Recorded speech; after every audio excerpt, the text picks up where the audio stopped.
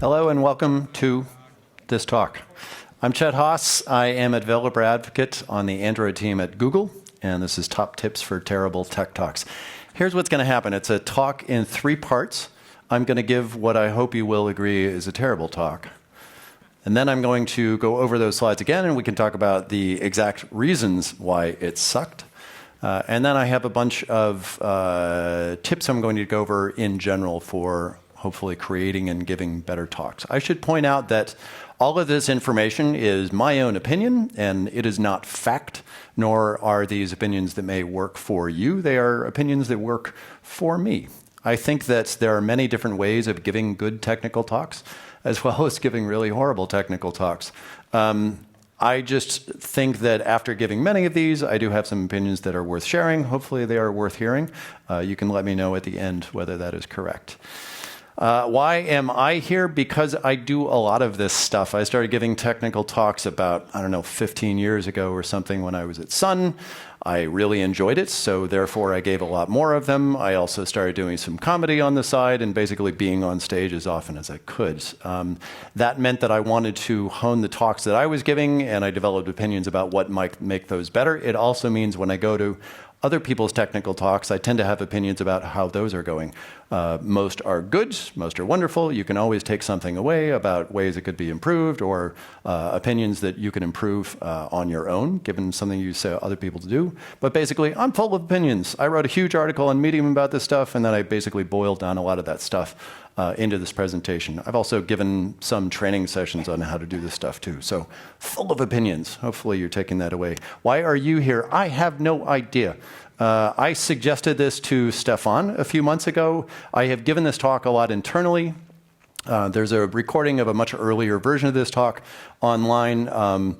And people that are interested in becoming speakers or in improving their speaking skills are interested in it. I didn't know whether it would appeal to a crowd of this size at a conference, because theoretically you're here to learn from speakers, not learn how to be a speaker. On the other hand, I do believe that the better that we can communicate, the better it is for all of us in whatever job we have, whether it's engineering or otherwise.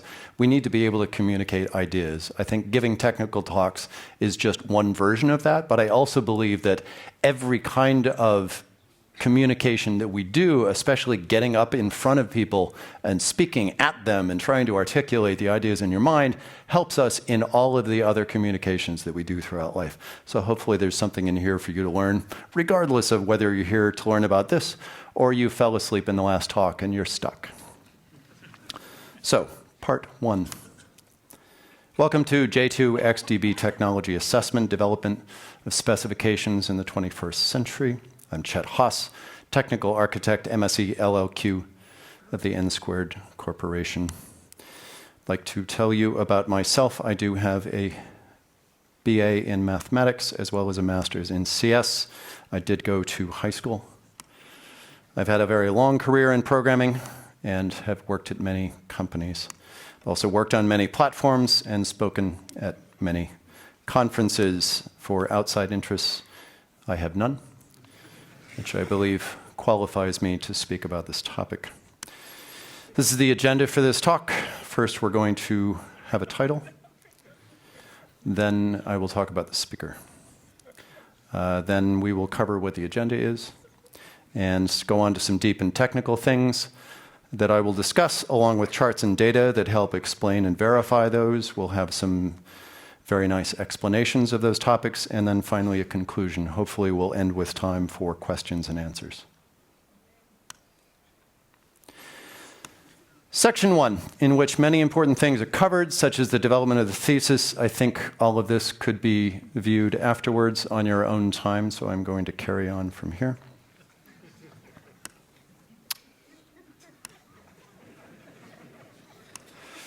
Here's some important data that will probably help you understand this topic. I think that's self-explanatory, as is this. Here's a simple equation to help you understand. Here we calculate the height correlated Smith function given the values of view. V for the view unit vector, L is the light vector, N is the normal vector, and alpha is the roughness. There is a corollary to this function. In this equation, we solve for the visibility V, where N is the light vector, L is the incident light vector, alpha is the perceptually linear roughness, V is the view unit vector, 2 is the number 2, 0.5 represents 1/2, and everything on the right side is divided into 0.5, or 1/2.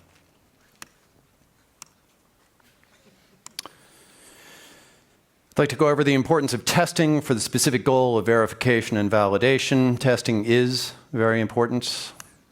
It can help verify and validate values. Even specifications can be tested as long as the specification is complete. Specification completeness is something that can also be tested for, so test all of your things. Always. I would encourage you to fill out the session survey at the following URL.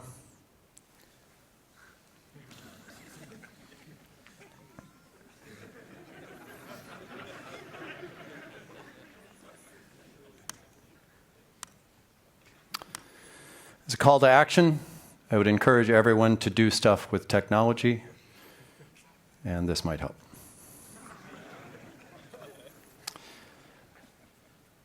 That was the conclusion, and I'm sorry we're out of time for Q&A. All right, why did that suck? So many reasons, right? Okay, let's start with terminology and abbreviations. Unless you are absolutely sure that everybody in the room is going to understand this immediately without thinking about it, maybe don't use the acronyms, and certainly don't use so many of them.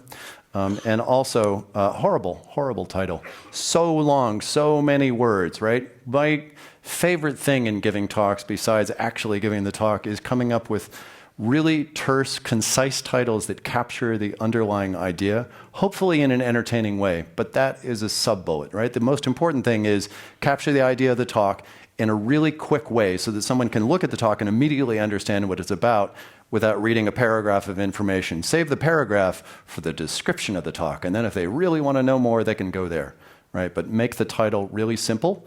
If you can make it catchy, great, you get bonus points, but more importantly, make it simple. I bet nobody cares what my title is. The only thing that an audience should care about is this person qualified to be using the microphone to speak at me right now? Right? So you only need to communicate enough information to say, I am somewhat of an expert in this field, that is why I'm here right now. Usually that's communicated by, I work on the following team at the following company, or I am the person behind this open source project, or I've been looking into this technology for a very long time, I have some thoughts about it, whatever it is. You don't need to go in depth on it, and you certainly don't need to start quoting your titles and trying to impress people, because they won't be impressed. Speaking of which, it's very common in conferences, especially those run by people who haven't given technical talks, to provide you with a template. And inside the template is this one slide that says about the speaker. And some speakers take this much, much too seriously. My typical approach is to delete that slide because, in fact, the audience doesn't care about me, right? And shouldn't care about me. What they care about is somebody on stage is going to communicate some information. Don't care who it is, just care that they're the right person to communicate that at the time. I have seen speakers go on at length about this, and it's a big mistake because you're boring the audience, right? This is all superfluous information. All they needed to know was, is this person qualified to be talking about this? Also, formality kind of gets me down, right? I have a conversation with the audience, just like this one. Right? It's all about me communicating ideas, having a conversation, hopefully going back and forth if there's some Q&A. But formality, I think, is better reserved for maybe a really formal event and not a conference where you're speaking to peers. Right? It's not impressing everybody if you're sort of attaching these titles and fake formalities with yourself. And again, too much information. Agenda slides. This is something else that's very common. The big idea with an agenda is there should be an obvious flow to your talk, right? It's really good for the users, for the audience, to be able to understand what the mental model is of your talk, right? So are you explaining a bunch of features in an upcoming release? That's a pretty simple model to handle. It's not a terribly interesting flow. You're just going bam, bam, bam, bam, bam.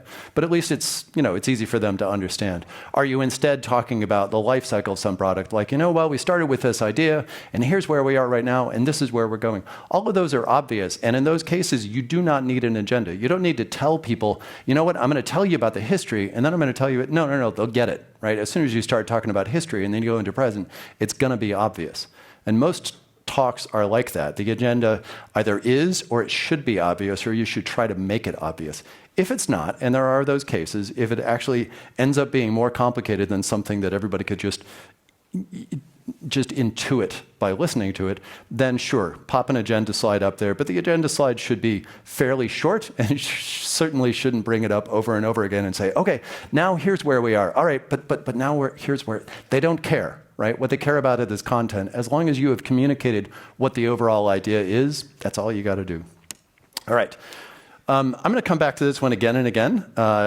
Too much information on a slide is a drag. There are many, many reasons for this. One is that the audience is hopefully here to see you explaining things, not to read a document on the screen. If they're doing that, why didn't you just send a document to them instead? Because that's got to be more interesting than watching somebody wade through this amount of information. But more importantly, in our brains, and I'm sure of this because I'm a medical doctor, we have one language processing core in our brains, right? So if I'm in the middle of explaining something and then a slide like this comes up, the humans in the audience will turn to the slide and start parsing it immediately and shut me down, right? They will not listen to me because that brain is going to understand one or the other. And for some reason, words are really fascinating to us, right? If you're sitting at the breakfast table and somebody puts down a box of cereal, I'm going to read that box of cereal. It has nothing interesting to say to me, right? But for some reason, I want to read it. Same thing here. This slide is not saying anything interesting. But if I'm talking and that slide comes up, you're going to try to see if there's something interesting in that, and you're not going to hear what I'm saying. So the more information you put on slides, the less information the audience is getting from you. And if they're not getting anything from you, then why are you there, right? So you want to try to condense the information as much as possible on the slide, and use those more as signposts to yourself to remember what you were going to communicate to the audience, as opposed to a document full of information that you're just going to scattershot at the audience instead. Important data, sure, data is important, and this is a nice simple chart, but wouldn't it be nice if you actually understood what was going on there? A little bit more information, explanation would have been nice here. What are the units over there? What do we mean by the time there? Just something. On the other hand, I think especially in internal presentations, we see charts like this. In fact, I gave this talk once, and someone came up afterwards and said, where did you get that image? Because I've seen 3 different talks using that image. Just like that. And they kind of expected the audience to get it. Way, way, way too much information. This is like the slide that I popped up a couple of slides ago. There's just too much going on there. You're going to put this up, and the entire audience is just going to freeze like a deer in the headlights trying to understand there's some purple and there's some green, and these dots are over there, and what does that text say? And like, too much information, right? Maybe it's possible that sometimes you need to communicate a lot of information, but man, you got to build up to it. You can't just spring this on people. They're going to pass out.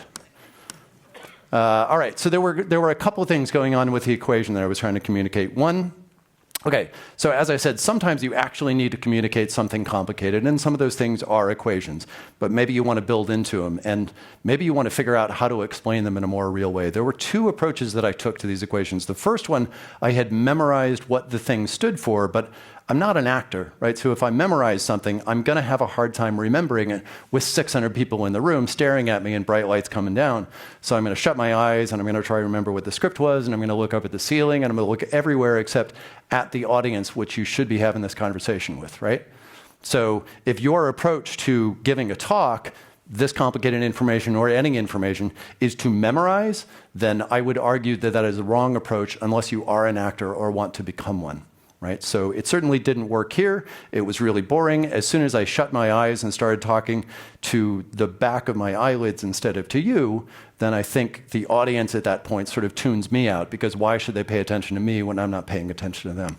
On the second slide, there was something else going on, which I think is a lot more common in tech talks, especially when people either have a lot of information to communicate, or they are very nervous. Maybe they haven't done this very much, and I really need to nail these things, and therefore I'm going to write down everything I'm going to say. Maybe I'll even write it down in exactly the form I want to say it. And then if I forget the script, then I can look at the speaker notes, and all the information will be there, and it will be glorious. So I got to this slide, and I realized, I don't know what's going on, but I do have speaker notes. So then I just start reading the notes.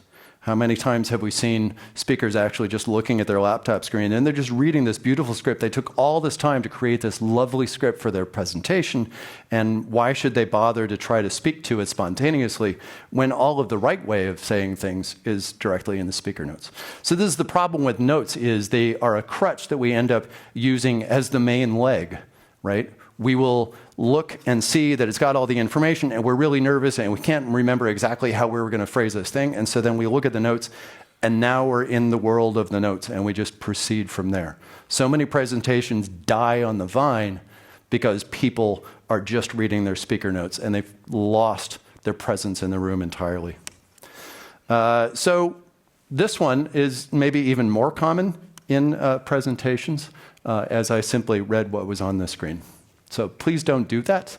Bullets, for me, exist, or information on slides in general, exist as I said, signposts for what I should be talking about, not the actual thing I'm going to say, right? So if this is exactly what I wanted to say, then there's a simpler way to put that on the slide so that I can actually say it, and you're not expecting the audience to read it at the same time. Everybody in the audience, as soon as that starts happening, as soon as a speaker actually just starts reading through the information that's already on the slide, everybody in the audience is looking at each other going, they're reading the bullets. They haven't done this very much, have they? All right. Fill out the session survey. Try to keep your presentation down to the information that's actually required. I love this one too. This goes back to the density. Like, are you actually expecting people to get this thing? You know, obviously this is an exaggeration, slight one, but not that far, right? A lot of times there's just too much information in there, either that you're expecting them to understand very quickly or actually take down somehow. Everybody in the audience is quickly searching for a pen. How do I get to that session survey? Again, do you actually need this? I started seeing this years ago. I'm not sure how common it is now, but in particular vendor talks, they always had a call to action. Like it was part of that template that they were given as people on the product team. The organizers said, okay, here's the template, and always have a call to action. So at the end of the slide, you know, they would be communicating technical information on, you know, the rendering engine of something, and then the call to action would be, go use the code I wrote? Like, what? It's a waste, right? If you do not have something important to say here, delete the slide, right? Actually save your time for something that is more interesting and usable for the audience. Q&A, we'll come back to this later. Q&A can be a really good thing. I really enjoy presentations which are very real-time, right? Where I'm actually engaging the audience, and I'm talking to the audience, and there's back and forth. But there's a limit to that. I was at a conference for a company I happen to work for a few years ago, and the organizers that year decided Q&A is really important. So the sessions are going to be 45 minutes long, but don't speak longer than 30 minutes, and we're going to save 15 minutes for Q&A. And I thought, that's 5 minutes of really good interaction with the audience and 10 minutes of wasted time. Right? Because what I really want to do is communicate as much information to everybody in the room as possible. What I don't want to do is spend 15 minutes answering anecdotal questions from individuals whose issues apply to them and a handful of people in the room. It's really good for engaging an audience and raising up some issues, but going on too long is a big mistake. So Q&A is good, but limit it to what is actually useful for the people in the room. Otherwise, everybody just gets up en masse and leaves. Why not use that time and communicate more to them instead? All right, so now I will go over some random thoughts that I had in two different ways. I want to talk about how I prepare material, or how I think about the material being prepared to make a better presentation. And then I want to talk about how I actually present and how you might present to make a more effective presentation. So first of all, your material. As I said earlier, there should be an obvious outline and flow to the talk. Actually think about a way to structure this so that it's not just random information where you're poking things at users from random angles the entire time. right? You want to think about how the thing flows so that they can stitch the pieces together in their mind as you're explaining them. You can create a story. Now, this can be overdone. I have heard this pushed as like, well, you've always got to have a story to your presentation. Well, it kind of depends on what you're presenting on, right? I've been giving an annual talk at a large conference every year where there is no story. I am simply explaining the new features in a platform that everybody needs to know about. Like, there's not a story there. If I tried to create a story, it would be a real stretch, right? Nobody would buy it, and nobody should. So sometimes it just doesn't fit. But there should be a flow. There's a logical flow to that one where, yep, it's scattershot, but we categorize the features appropriately, and we walk through them one by one. But if there is sort of a logical way that you can stitch these things together, certainly into an outline, or maybe in a story, like you want to motivate people for using this thing, then you want to build up toward the point where, okay, you've explained all the wonderful things, and then at the end, the climax of the story is, the end of this thing, this arc that you've developed. So do think about stories. Don't think about them as much as some people would stress that you do. We went over the speaker notes problem. I tend to not use speaker notes, or I use very sparse notes. I noticed a few years ago, there was a particular slide that I was going to be speaking to, highly technical information. I really kind of wanted to nail this one point, so I thought, well, I'll just go ahead and write this little paragraph here, and then I'll know exactly how to express this thought, because it can be a little bit tricky. So I wrote, 2 or 3 sentences, and then I was on stage, and there were, a bunch of people in the audience, and I looked down at the speaker notes, and there was this blob of text. And I thought I could either shut things down, read the text, parse it, and then speak it at the audience, in which case I've lost everybody's attention in the meantime, or I could just ignore it, which is what I did. So I stayed in the flow, I continued to explain. I didn't nail it as much as I wanted to, but you know what? It doesn't matter. It mattered more that it kept the attention and engagement of the audience and explained things mostly correct than it did that I all of a sudden shut down, obviously read something on my laptop, took time to parse it, and then regurgitated it to the audience. At which point the audience go, are we less interesting than the laptop that this person is using? Right? So what I do now is either I don't use speaker notes at all, so there's nothing there to distract my attention, or sometimes I will use them sort of while I'm developing ideas for each slide, knowing that I will ignore those when I'm on stage, and that's fine. Or more probably, I will just put, if I really want, I have 2 or 3 ideas that I want to express on a slide, I will put 2 or 3 words there. I want it to be small enough so that when I look down and I look at the speaker notes, my mind can just grab it immediately, right? I don't want to have to take the time to actually read anything, but 2 to 3 ideas, you can get that pretty quickly, and you can stay in the middle of the sentence that you're talking, that you're speaking at the time, and you can keep going. As I said, keep the content on your slides sparse, just like this one, right? The less information you have on the slides, the more your audience can get that very quickly, just as I was talking about with speaker notes, and get back to paying attention to you. Hopefully the real explanation of everything in the session is coming from the speaker, not from the slides. So keep that very basic so that they focus their attention where it should be focused instead. I tend to use gradual reveals a lot. Sometimes there is a bunch of information that you need to communicate on a slide. So you have 2 choices. You can put it up there, and unfortunately all of the presentation software I've used does the wrong approach by default, which is there are many, many bullets in this block of text, and it all pops up and onto the slide at once by default, right? But you can create an animation where all of these things get revealed point by point. The problem is if this is not the approach that you take, and instead you pop all of this up on the slide at once, then that is what the audience will be reading. Even if you create smaller text like I have here, generally there tends to be a bit more than that, but that means that the audience is reading point 6 while you are still explaining point 1. You really want to be on the same page with the audience, right? So make sure that you reveal these things as you talk about them so that you're actually all in the same conversation at the same time. Simplify your code on the slides. It turns out that code on slides doesn't need to compile. True. I'm sure you can write a test for this. I'm also sure you shouldn't. right? It is not important that it actually be semantically and syntactically correct. What is important is that you communicate the core idea that they needed to know about. So there was an example a few years ago where I needed to explain basically this. This is a particular approach for doing a particular UI animation thing, and I needed them to understand this. But there's a lot of repetition in this code, and not all of it was terribly important for them to get. Right? So instead, what I did was I simplified it down to saying, okay, at the beginning of your routine, what you want to do is call this method, and then I would explain that briefly.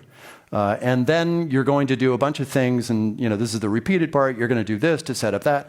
Like, that's all I needed, right? That communicated exactly what I wanted to say and exactly what I wanted them to understand. And I didn't waste their time reading and trying to understand all this other noise on the screen, which was either repetitious or irrelevant for the point. Right? So it's all about communicating information. It's not about being technically correct. Yes, I wrote the correct code on the slide. Nobody cared. They did not understand it. All right, simplify the text. As I said, it's all about being sparse. So some people feel very strongly that grammar and sentences and punctuation are terribly important. I would argue that they're not on slides. Right? There's a lot of information on this slide that does not need to be there. Right? Again, you're not getting graded just on the code. You're not being graded on building. You're not being graded here on grammatically correct. Right? So you can simplify a lot of things here. I'm a fan of not using bullets when I don't need to. Not a big deal, right? Nobody's wasting time on bullets, but it's just extra noise on the slide in general. In general, you can get the same effect by simply having space between the lines. It sort of creates these natural bullets anyway. You can also simplify sentences, right? And you don't need a period at the end of them. Again, you don't need correct punctuation. You need the points to be obvious, right? And you get to the third point, and then there was a subpoint below that. Well, why don't you explain that subpoint? Again, you don't need everything on the slide. You need enough information so that you can remember what you were going to say. And they need just enough information that they can follow what you're saying, right? Don't give them everything. Just give them signposts. Jokes. I tend to enjoy presenting things that are entertaining. I wouldn't say funny. I'm not going for jokes. And that's kind of the important point is I don't script jokes into my presentation. This one's a little bit different, right? Clearly there were some scripted things at the beginning in the way that I delivered or the points that I was making. But in general, I don't go, on slide 17, I'm going to say the following thing about my dog. Doesn't happen, right? And there are a couple of reasons for that. One, most importantly, that's not what I'm there for. I am there to communicate information. I'm giving technical talks about technical information, and that's what I want the audience to walk away from. I would love it if they walked away and said, that was hilarious. I would hate it if they said, that was really funny. I had no idea what he was talking about. Right? Well, I wouldn't hate it. I would actually really kind of like it internally, but I wouldn't be doing my job. Right? My job is to actually communicate that information.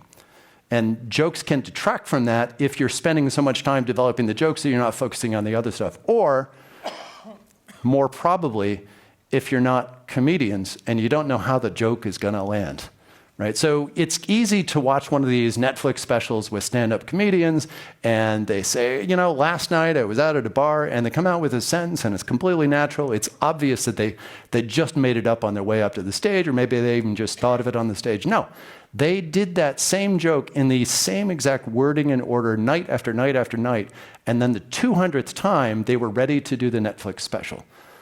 Right? They know how the joke is going to land, and when it doesn't land correctly, then they adjust it and adjust it and adjust it, and maybe delete it if it's not working. Us, on the other hand, we're going to give a technical talk for the first time. Do you want that joke to not land? Right? Because it probably won't. Because A, we're not comedians, and B, we haven't worked this joke in clubs over and over and over again until it's absolutely perfect. So you don't actually know if a joke is going to land, which means the more effort you put into it and the more emphasis you put on, you're basically going to be signposting the joke like, and here comes a joke, and then crickets. I saw this in a talk once. It was a bit awkward. The person started out, and I believe they had been given the advice, sort of put the audience at ease by starting out with a joke, and you could almost see it on their speaker notes, and so they did a sort of, setup and punchline. And that's what it sounded like, right there. Just dead silence. And then you saw the sweat pop out on their forehead. They were so nervous, they were completely put off balance because they were told to do a joke, and they did a joke, and it died, and they almost did too, right? because they didn't know how it was going to land, and so therefore don't count on it. If you do, if you want to put in something there that you think is funny, A, don't spend a lot of time on it because it's not your job. B, you don't know how it's going to land. Therefore, if it doesn't land, that's fine. Don't put a lot of stress on it. I say lots of things that I think are hilarious that other people don't agree, and it's fine. I just move on. I just pretend it wasn't a joke. That works too. All right, so that was the material. What about you when you present? One is to project. So if you could actually stand next to me now, you would think I was speaking far too loudly. Even though I have a microphone, and you're going to hear me no matter how I say this thing, there's something about creating energy in the room and energy in a presentation from actually projecting, from speaking a little bit louder. And I'm not talking about just yelling, right? I'm actually articulating and modulating my voice to different volumes because that's about projecting energy more than just sheer volume. So be in the room and project out to the room, especially sometimes you don't even have a microphone. I was at a DevFest last week in the UK, and there were no microphones. So learn how to project, because there were other speakers speaking there that were not used to doing that, and the people in the back of the room couldn't hear it. Right? So do get used to the idea that, no, there needs to be a little bit more volume, certainly a lot more energy and excitement, so that everybody everywhere can hear you, and they know that you're really engaged and interested in the material. It's not just this monotone presentation where you're working through the words. It's actually something you're interested in. Used your body. So I'm not very good today about walking around on stage because I forgot my clicker, which is really common for me. I forget my clicker every time I travel. Right? So I actually have to stand next to the arrow keys here. But I could be walking around. And if I did that, I would do it purposefully. Right? I would be making a particular point, and then I would stand there while I came to the end of the point.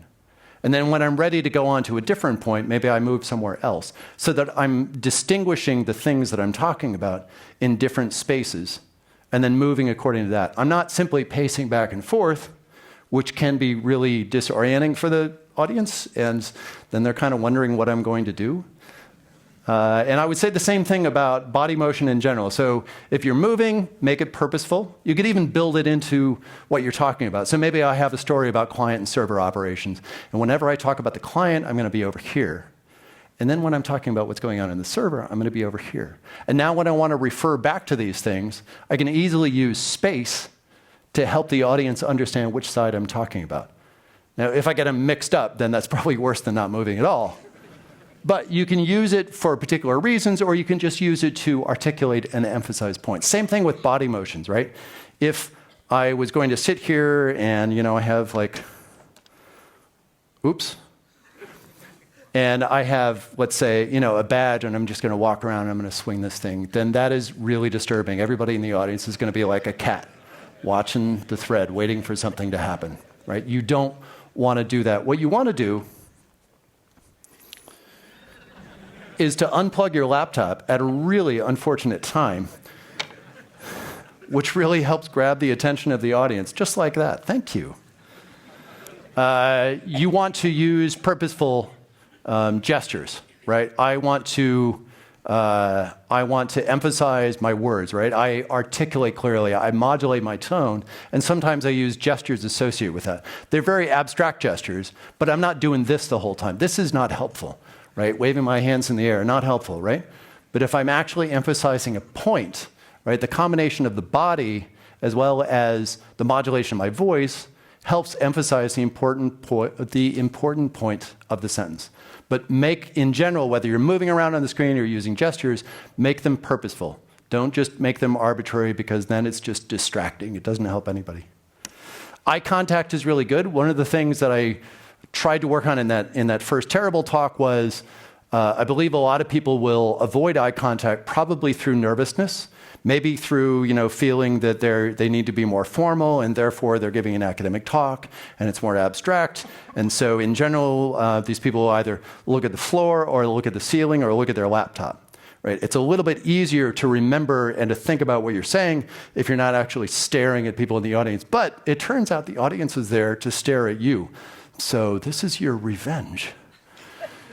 So you want to engage the audience. That is the entire reason that you're in the room, right? So actually be a part of the conversation in the room, which means you're looking around at people in the room, right? And you're looking around all over the place. You're not, constantly looking over here and everybody on that side's like, what's wrong with us? What did we do wrong over there? You're also not looking at somebody so much that it gets creepy, right? Keep the eyes moving. Don't keep them scanning like that. That's not helping either. But actually make sure that the audience, whether you are looking directly at them at any time or not, they do know if you're looking at someone or at someone's, right? Make sure that they understand that actually you are a part of the conversation in the room. And be in the room in general. There's a technique that I noticed I kind of do all the time, and I did it unconsciously, which was I start the talk before the talk, right? So usually before I will launch into, my name is so-and-so, here's where I'm from, this is the title of the talk, let's go.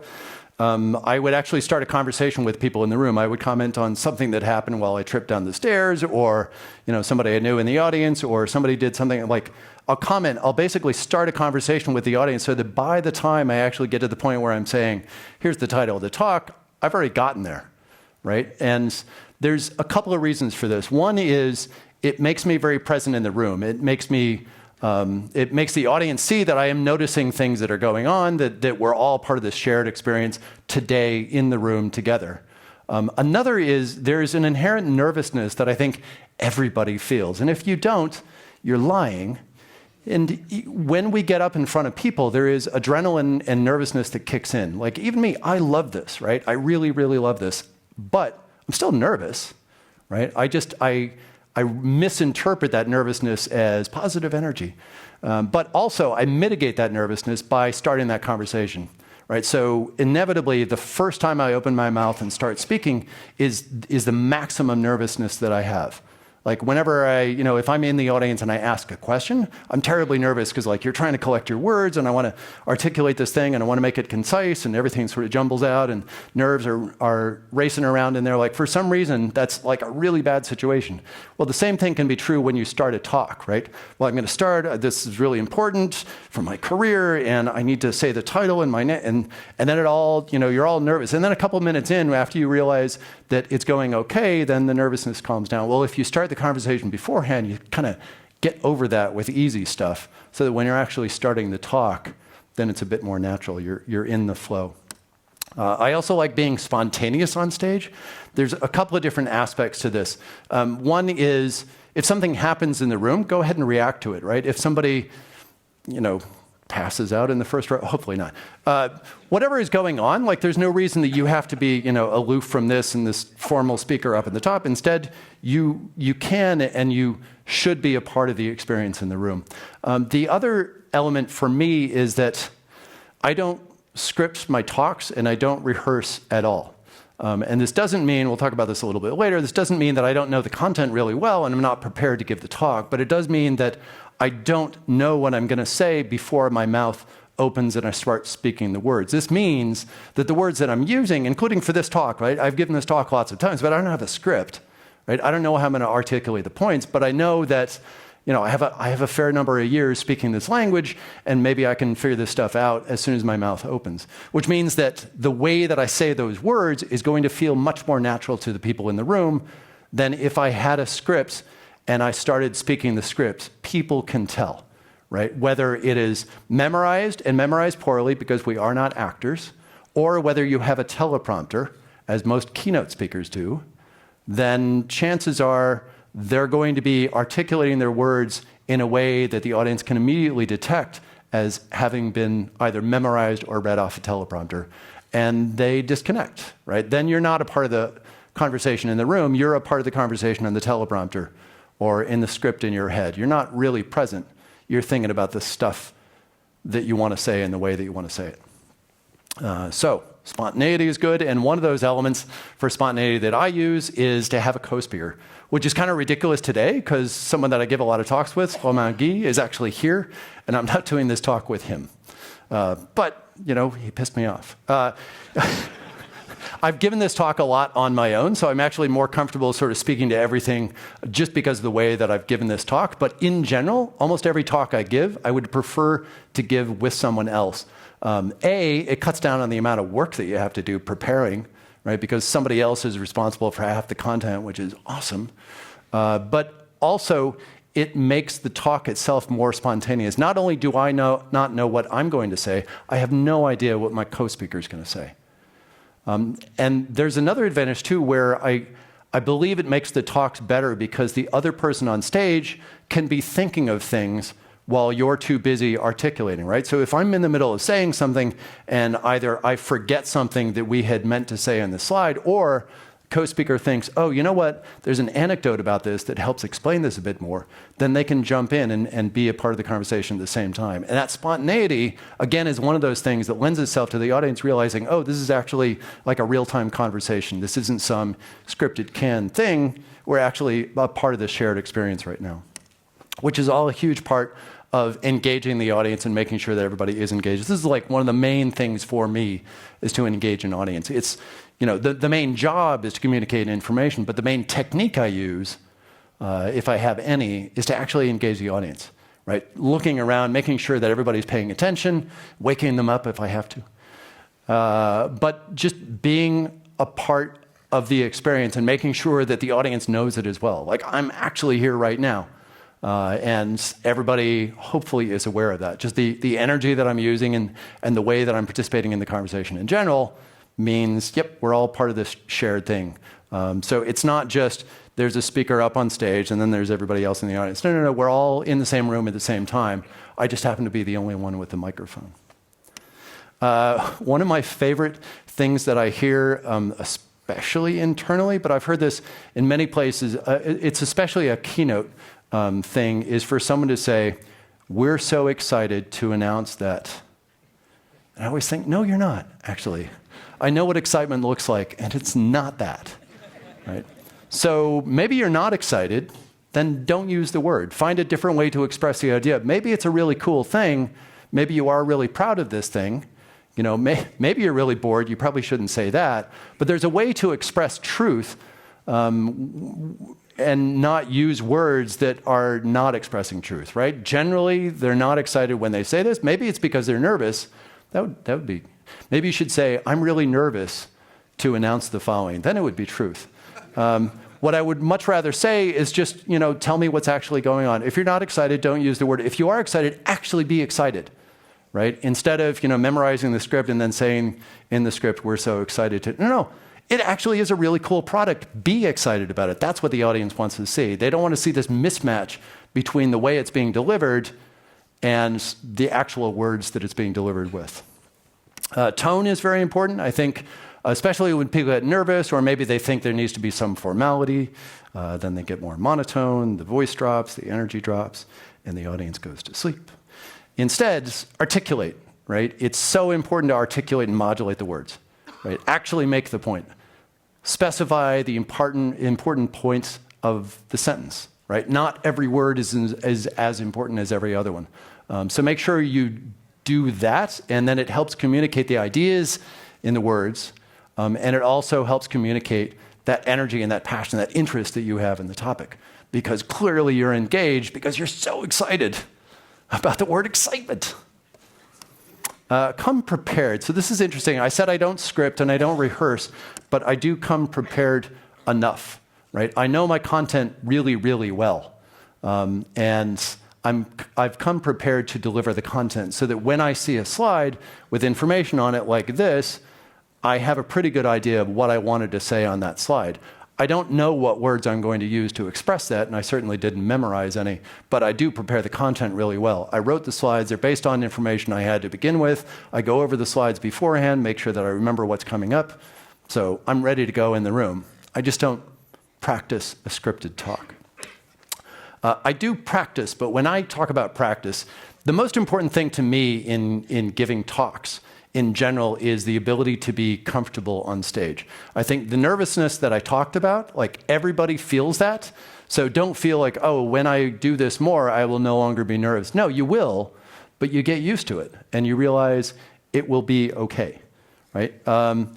It's important not to practice that talk over and over and over and over again, but I think it's very important to practice doing talks over and over and over and over and over and over. And over. There are many ways to do this. I happen to do a bunch of comedy. I've done some stand-up. I've done some improv. I do these satire talks, whatever it is. I've done a bunch of tech talks, but you can do internal tech talks. You can do meetings with your colleagues. You can do things, I don't know, Pictionary with your friends. You can do Toastmasters. You can do acting classes. Whatever it is that makes you get up in front of people will help you not get over that nervousness, but get used to the nervousness and actually get comfortable on stage. And that comfort is what then leads itself to having that positive energy, to actually enjoying this, and then being comfortable with whatever happens on stage. Because not only is it important to be comfortable so that you can, communicate ideas with the right tone and not to have this sort of, built-in nervousness that may be wrecking that tone or whatever, but also, things could go wrong. I mean, who knows? Maybe you're going to accidentally unplug the video cable in the middle of your talk. Wouldn't that be horrible? If that happens, wouldn't it be nice if you were comfortable enough on stage that you could just walk away from the laptop and let the professionals handle the situation, and eventually maybe it would go back and plug itself in, and then things would work again. And in the meantime, you didn't freak out, right? That's the main thing. If you freak out and then you're frozen, well, the audience is not terribly interested in that experience. What they want is to see the situation get resolved, and then you go on with the talk. And the more comfortable and flexible you are on stage, the easier that's going to be to happen. All right, rehearse enough. As I said, I don't script and rehearse. Here's my fake data on this. I believe that if you script and rehearse a talk, and that's the way you're going to deliver it, then the first time you give it, it's going to suck, and then the second time it'll suck, and then the third time. And it's going to suck for a specific reason. It's not you. It's that we're not actors, and as an audience, we don't want to see people delivering lines. What we want to see is a conversation. And the more time you practice this, the closer you can get to actually being conversational and looking like that Netflix comedian who made it look so natural. But the first many, many, many times, it's not going to be very good. So unless you have the time to do this over and over again before you get up on stage, then maybe that's not going to work for you. It doesn't work for me. I have other things to do. My impression of my talks goes something more like this. Like, they start out pretty good, and then each time I give them, they get a little better because I worked on them. I'm not using the same words, but at least I'm getting more and more familiar with the ideas. And eventually they get really good. They don't get as good as a highly scripted, incredibly over-rehearsed talk. But I don't have the time to do that. So I kind of made my own call for my talks, and I just go completely unscripted and rehearsed, know the content completely, figure out how to articulate it on the fly, and then go from there. But do know your content completely. Q&A, we talked about this a little bit. It's important to repeat questions from the audience for a couple of reasons. One is you want to make sure that you understood it correctly. So especially, maybe you're having a hard time getting the words in the right order and you're not exactly sure what they were saying, or maybe they said, several paragraphs of information before they got to the question. Just repeat the question so that you make sure that you're answering the right question. Also, the other people in the audience might not have heard. Unless they're on a microphone coming through the same speakers, maybe everybody didn't hear it, so therefore they're not going to understand your answer. Also, don't go on too long, because A, there's other questions to answer in the audience, and B, each question probably only covers a minority of the audience. So do a few of them, and then cut it, and you're done. I would say almost most importantly in this whole thing is don't worry so much. So are you going to say in a sentence? I'm pretty sure I've said a few today. It's fine. Are you going to pause and forget what you're going to say and actually be silent and then continue with it? That's okay too. Are you going to forget a point that you wanted to make? Probably. But that's okay already. Or maybe forget exactly how you wanted to express a particular point or two. Absolutely, you're going to do that. What's the worst thing that could happen? You could die. You could be up here giving a presentation and you could just die. Now, chances are that's not going to happen, and that means the worst thing didn't happen. But even if it does, you're not around to suffer from it. So don't worry about it. An important one for me is to actually have fun. I do really enjoy this. So it's great for me because I'm having a good time up here, but I also believe strongly that it's good for the audience. We enjoy seeing other people having a good time. If you go see a stand-up comic, and even if the stand-up comic is bombing, but they're having a good time on stage, it helps the audience enjoy the show, right? Like maybe the jokes aren't landing, but if they're kind of smiling and laughing and having fun with it, it's all comfortable. As soon as they feel awkward on stage, then so does the audience. They want to be anywhere else at the time. So the more fun that you can have presenting, the more fun the audience has, and the more engaged they are in your presentation and in absorbing the content that you came there to teach them. One of the final rules is, these are guidelines. They are just my opinions. They work for me. Hopefully some of them work for you. And again, don't worry about it. It's not a big deal. One more final point. Very important. Always wear the same shirt. So if I can summarize this grand summary, for the slides, reduce your clutter, make them as sparse as possible, make sure the audience stays focused on you, the presenter, and you engage that audience. And that is all. Thank you.